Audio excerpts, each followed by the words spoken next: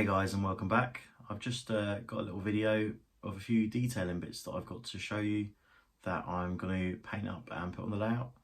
Thought it might be an interesting one for those of you who are looking for parts to do things such as detail up a station or what have you. So keep your eyes peeled and see what we've got. So guys, I've got a little package to share with you that I've recently received in the post.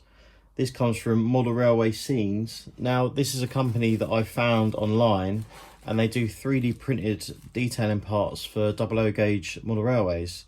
They have kindly sent me a package full of 3D printed stuff to help detail my station up.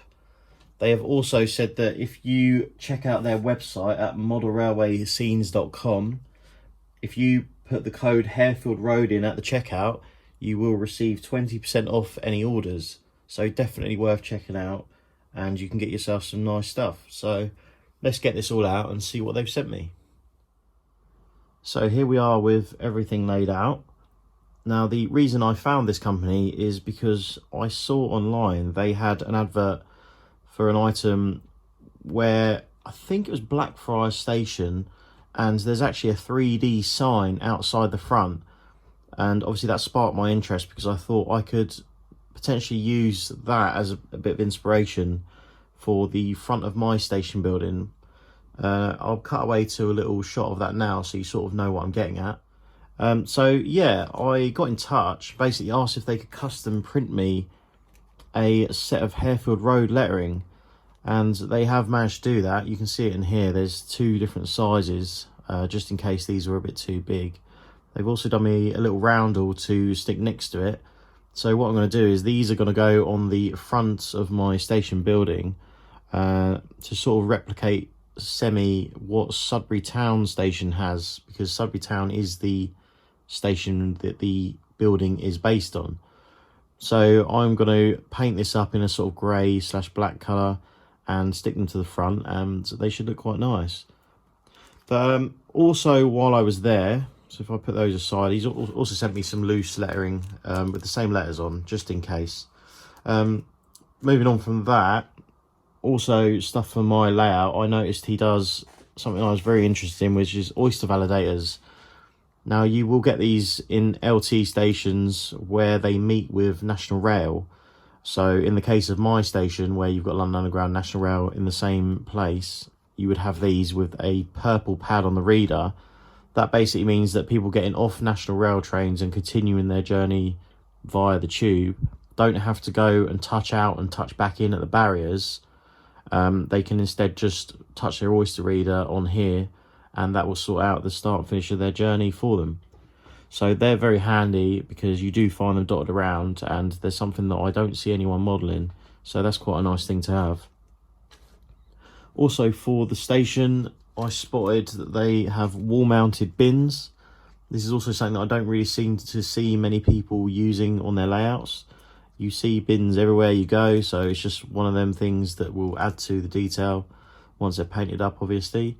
And yeah, I'm quite excited to get those on. I'll probably stick them to the walls of the station buildings.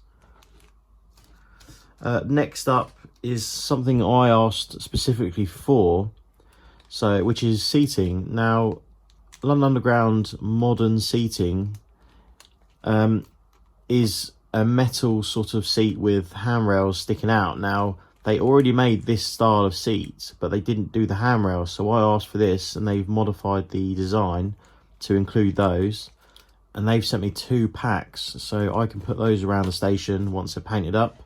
They'll look really good, so I can do the yellow armrests and fill them with passengers. Obviously, if you're going to do modern image, decide on what year you want to model, because if you're doing 2020, then you're not going to have many passengers sat next to each other. But as well as that, they've sent me another set of seats.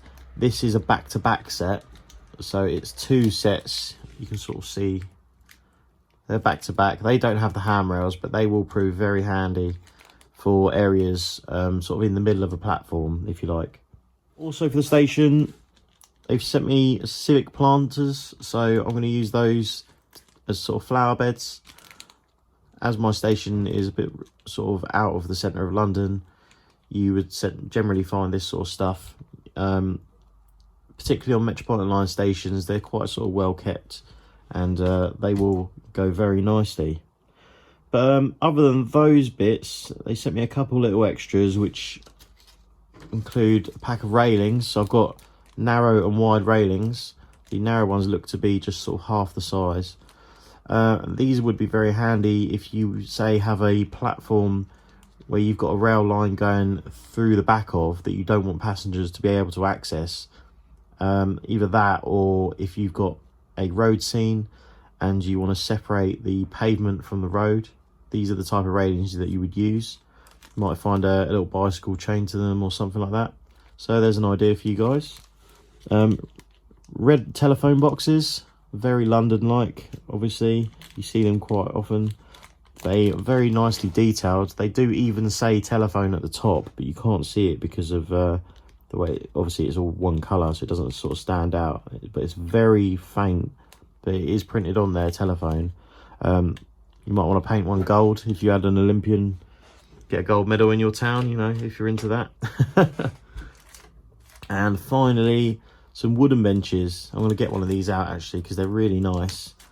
Now, I have got currently the Pico wooden benches on the layout, but they are literally just a straight flat panel, whereas these are individual pieces, and it really sort of details it up nice. Once they're painted, they look a lot more realistic, so they'll be nice to use. I'm wondering where to put them, maybe inside the station buildings, because the seating in there is more likely to be the older sort of type, I would imagine. But yeah, they're really nice. So that's it really for what I've got. So all that's left to do now is paint them up and see where I can fit them on the layout. Now this I'm probably going to do first, because that's going to be really nice just to sort of finish the frontage off and personalise it a bit. But yeah, as I said at the start, visit modelrailwayscenes.com, and they do plenty of 3D printed items. They do so many more than what I've got here. Just remember, on the checkout, put Harefield Road in capital letters and you will get 20% off your order. So check them out. So first things first, we're going to tackle the station building. As you just saw, I've got my custom lettering from Model Railway Scenes, and if I do a cutaway now to Sudbury Town Station, you'll see what I'm sort of going for. So as you can see, it should have the lettering up here, and that's going to sort of give it the personal touch, if you like, and really tie in with the layout. So here is the station building on the bench. Now the idea I'm going for is, obviously I've got the lettering. I'm going to put those on the grey section there, paint them black, I think. So if I just assemble them how I think I'm going to have them and show you what I mean, I think that's going to go around there. It's going to be very fiddly. I don't know if that gives you sort of an idea. Once that's painted up and glued on, that's going to look great, I think. So that's sort of what we're going for there, if you can see that. As you saw earlier with the Sudbury Town shot, just it's almost sort of realistic.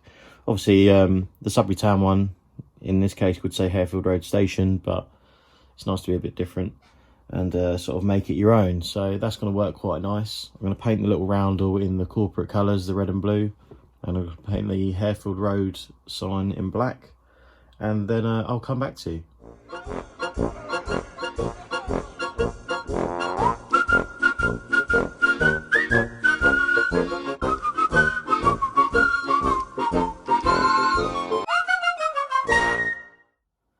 And there we have it, fitted and painted. So I'm really pleased with that.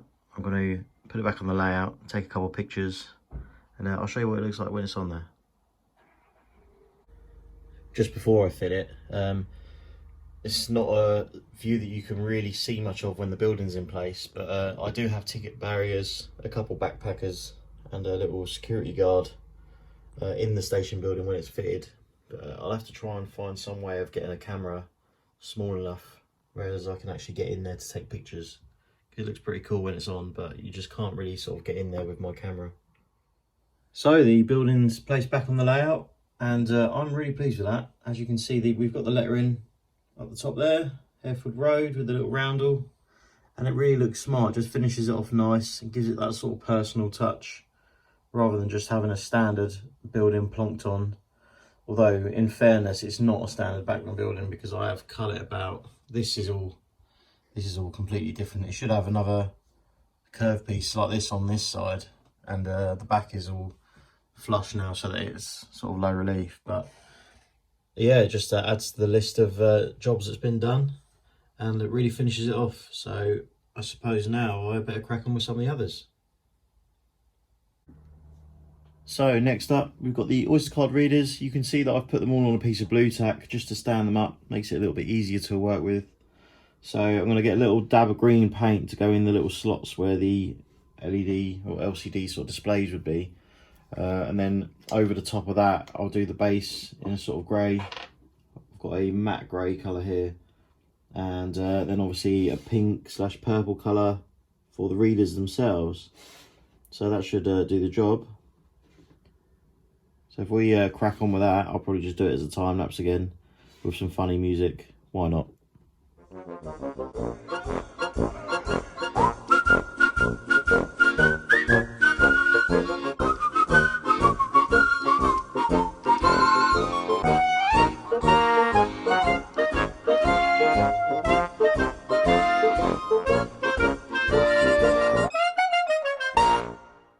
So there we are with the oyster validators. They look pretty good, as I'm sure you'll agree. Obviously, they're never going to be perfect. Trying to paint something of this size, but I think I've got them fairly neat. And once you're on the layout, you won't notice. So let's find somewhere to put them. Now then, I don't know if everyone will agree, but I think the best place to put them is down by the entrances of the footbridge. So if a National Rail train came in on the far platform or this platform, people wanting to travel up and over the footbridge onto LT can tap their Oyster card at the start of the footbridge, or if they've forgotten, then they can do it when they get off. To me, that seems the most logical place, so I think we'll go with that. Just I use Gorilla Super Glue, the gel version, so I'll just put a tiny dab of that on the bottom and then stick them down. The glue is so strong as well that you really don't need much. It should take a few seconds to bite, and that should be that. So stick one there, stick one in the same place on the opposite side.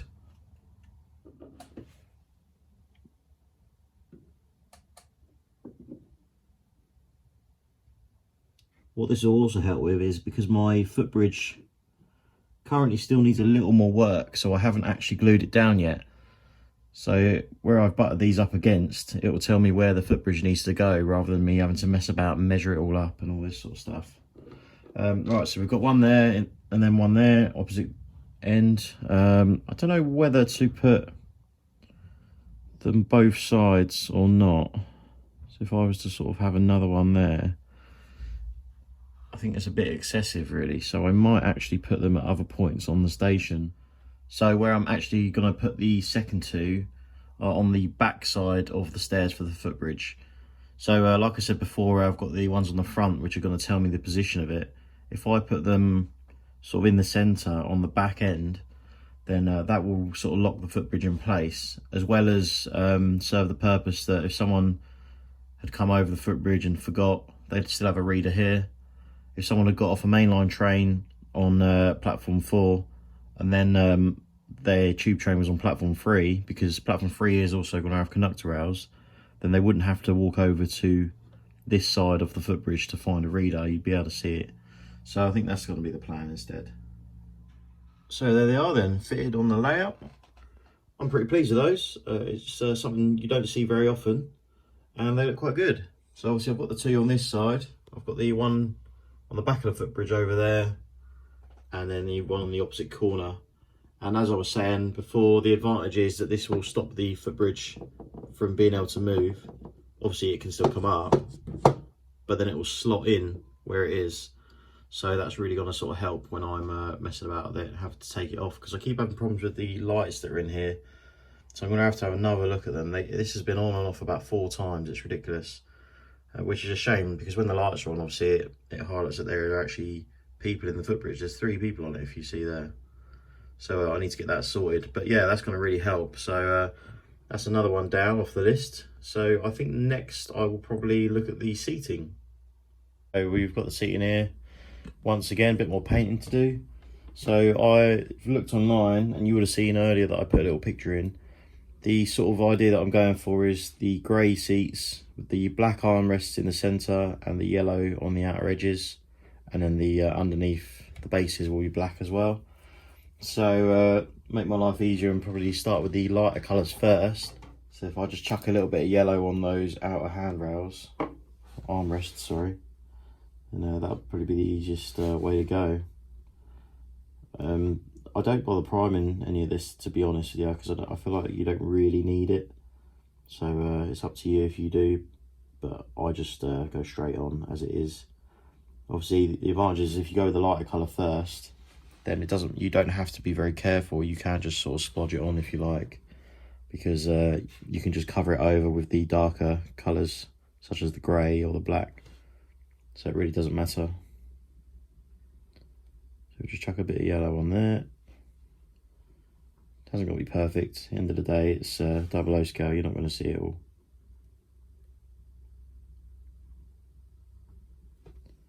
So that like that. A bit more.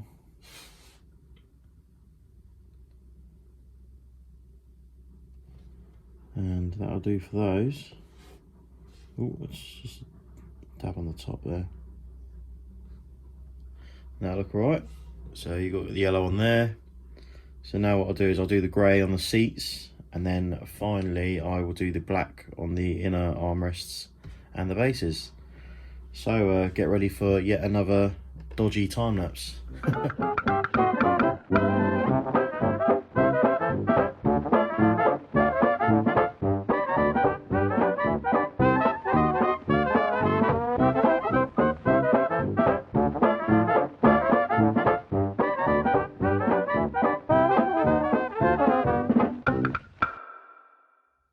So there we are then, there's the painted bench all finished. You can see the massive difference it makes over the standard products that you start off with. Now don't be put off by the fact that you've got to paint these yourself, because it's quite rewarding. It's not difficult to do at all. I just use Humber acrylic paints, which you can get from your local Hobbycraft or online. I believe Humber are actually made by Hornby, funnily enough. So yeah, make sure you give it a go. And they really are going to look better than these Pico benches that I've got, and I'll have to transfer old Angry Karen over onto this one, and probably put it where this one used to be located. So I'm going to dot a couple of these around the layout. I've got 4 in total, because I didn't realise that the other pack that I didn't open are the double set, so the back-to-back set. I don't know if I will use these yet. I probably will replace all of these benches eventually, but for now I'm just going to fit these ones. So I might order another pack of these as well as another pack of those ones, and then it will just finish off the station, and I'll have plenty of seating around. So let's chuck that on. Right, back on the layout. We've got the seats now fitted, and all the rest of the detailing items that I was playing about with. So you can see I've replaced the Pico seating that was on this platform fully with the 3D printed items. So starting off with these single benches, you can see I've got my favourite passenger, Angry Karen, sat on her phone, obviously being nice and social with everyone. So I've got 4 of these sets of seats. There's obviously 2 here, as you can see. The other 2 are down the back here, opposite. I don't know if I could get in there with the phone and show you. You can sort of see them, they're down there. Look. So the other side represents the same as this side.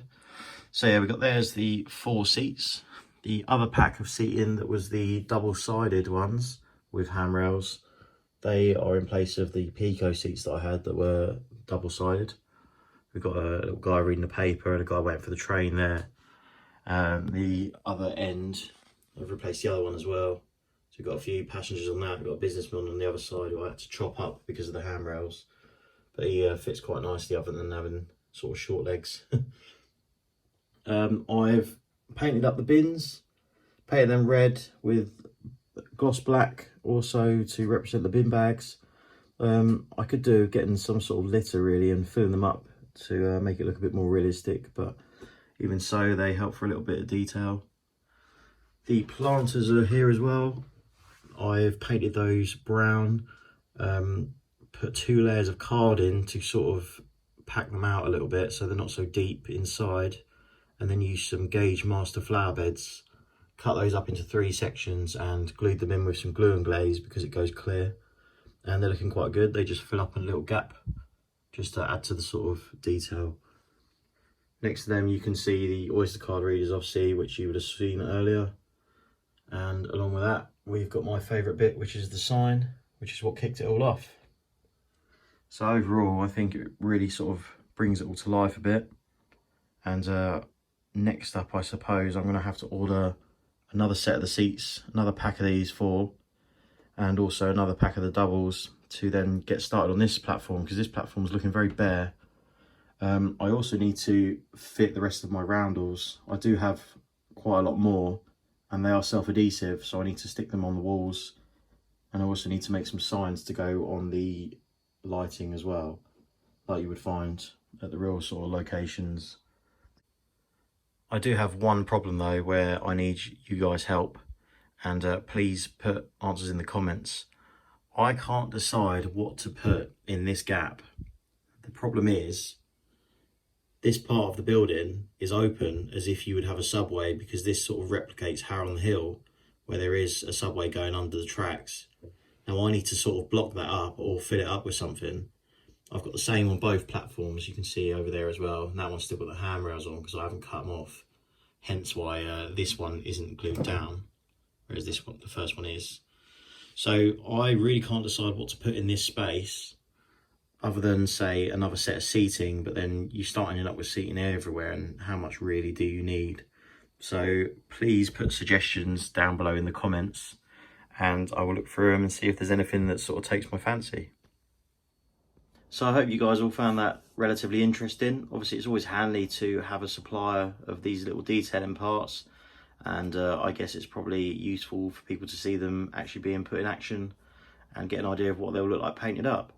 So as said earlier in the video, visit modelrailwayscenes.com and in the checkout put Harefield Road in capital letters with no spaces, and that will give you 20% off any purchases. So head over there and see what sort of products they do on their website. There's quite a big range and it's only going to get bigger. And also, as you would have seen with my Harefield Road sign, they can do custom orders, which is very handy. Another little thing is I've been speaking to Ian Bishop, also known as Lego Man Biffo, and much to my delight, guess what he's doing a sound file for? So that's going to be really fun to see develop. Fingers crossed I'll get my hands on that as soon as he's done with it, even if the model doesn't come out yet. Obviously I'm waiting for the Bachmann EFE model, so even if it's not out yet I might stick one in this just for a little taster and see how we get on. But yeah, otherwise thank you for watching the video. Please like, share and subscribe as always, and I will be back to do a little 10-minute trains look at a Hunslet 101 for Northern Ireland Railways that I've been working on for Paul Chapman of Galgom Hall. So keep an eye out for that, and I'll see you soon. Cheers.